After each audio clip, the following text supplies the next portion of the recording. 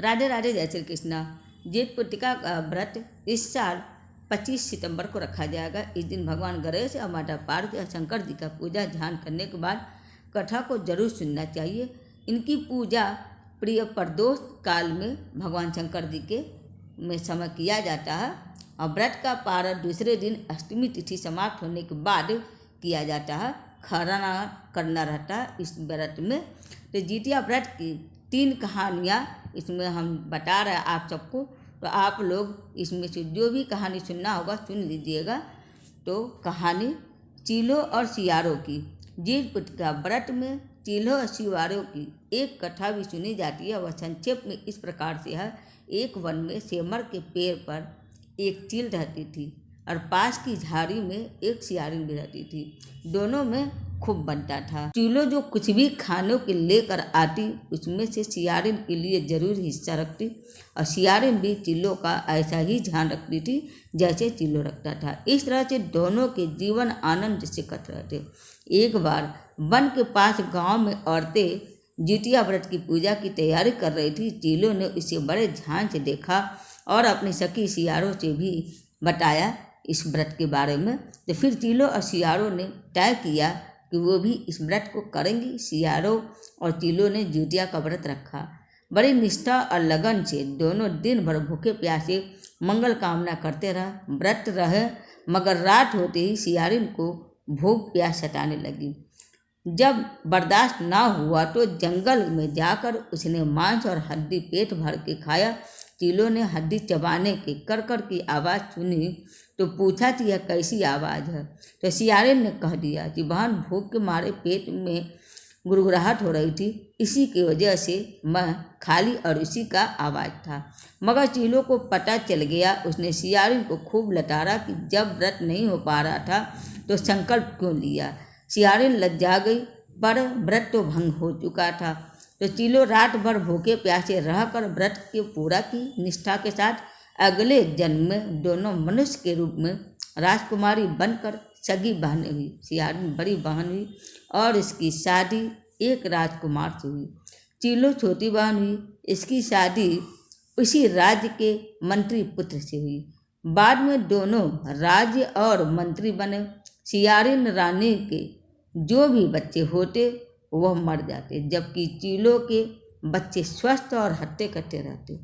इससे इससे जलन होने लगी। उसने कभी उनका सर कटवाकर डब्बे में बंद कर दिया पर वह शीश मिठाई बन जाती और बच्चों का बाल टकबाका ना होता।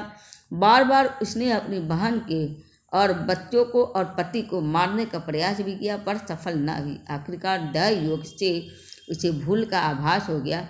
उसने क्षमा मांगी और बहन के बताने पर जीत पुत्र का व्रत विधि विधान से किया तो इसके पुत्र भी जीवित रहने लगे। जीत पुत्रिका की दूसरी कथा। गंधर्वों के राजा का नाम जीतमुतवाहन था।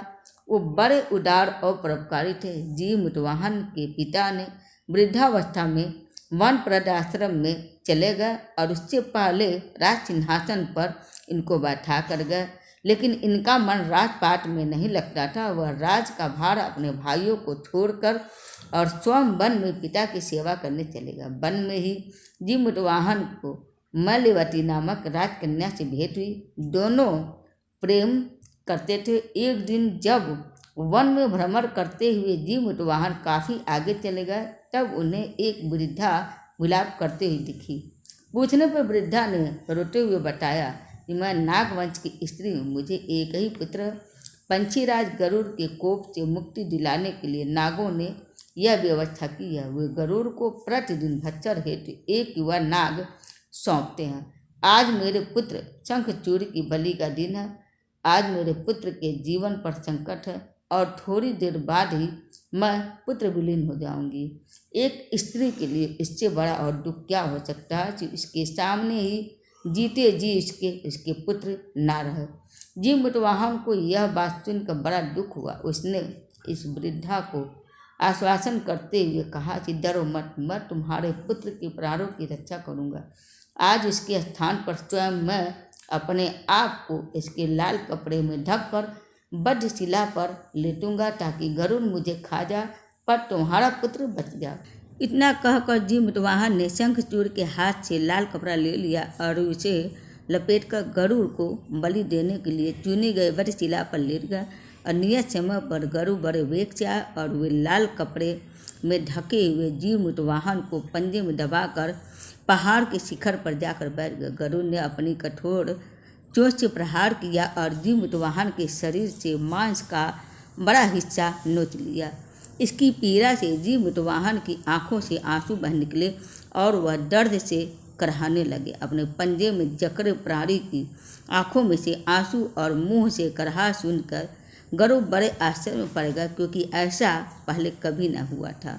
जिन्होंने जीमूतवाहन से उनका परिचय पूछा तो जीमूतवाहन ने सारा किस्सा कह सुनाया कि ऐसे एक स्त्री के पुत्र की रक्षा के लिए वह अपने प्राणों के देने के लिए तैयार हो गए। आप मुझे खाकर भूख को शांत करें। गरुड़ उनकी बहादुरी और दूसरे की प्राण रक्षा के लिए स्वयं का बलिदान देने की हिम्मत से बहुत प्रभावित हुए और उन्हें स्वयं पर पछतावा होने लगा। वह सोचने लगे कि यह एक मनुष्य है जो दूसरे के पुत्र की रक्षा के लिए स्वयं की बलि दे रहा है, और एक मैं हूँ जो देवों के संरक्षण में रहकर भी किंतु दूसरों की संतान की बलि ले रहा हूँ। उन्होंने जीमूतवाहन को मुक्त कर दिया और गरुड़ ने कहा कि हे उत्तम मनुष्य, मैं तुम्हारी भावना और त्याग से बहुत प्रसन्न हूँ।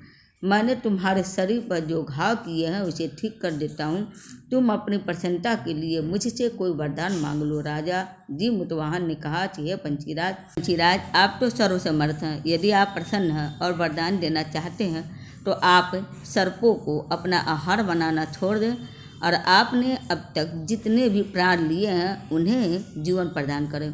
गरुड़ ने सबको जीवन दान दे दिया और नागों की बलि न लेने का भी वरदान दे दिया। इस प्रकार से जीमूतवाहन के साहस से नाग जाति की रक्षा हुई। और गरुड़ ने कहा कि तुम्हारी जैसी इच्छा वैसा ही होगा। हे राजा, जो स्त्री तुम्हारे इस बलिदान की कथा को सुनेगी और विधि पूर्वक से व्रत का पालन करेगी, उसकी संतान मृत्यु के मुख से भी बाहर निकल जाएंगी।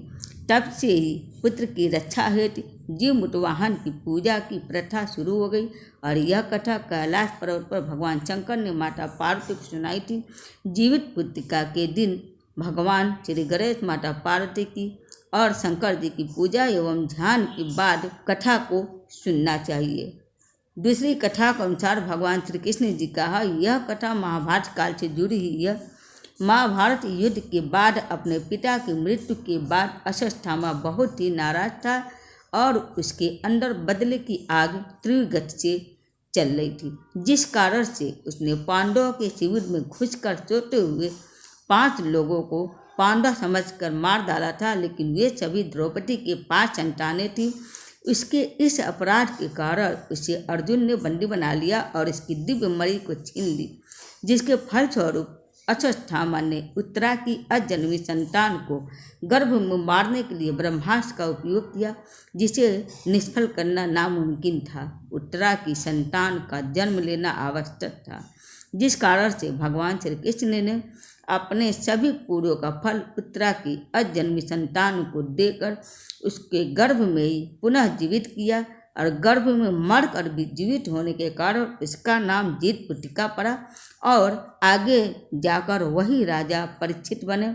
तब से ही इस व्रत को किया जाता है और हर माता अपनी संतान की लंबी आयु के लिए भगवान से प्रार्थना करती हैं, पूजा पाठ करती हैं और जीतिया धागा रूप में पहनती हैं।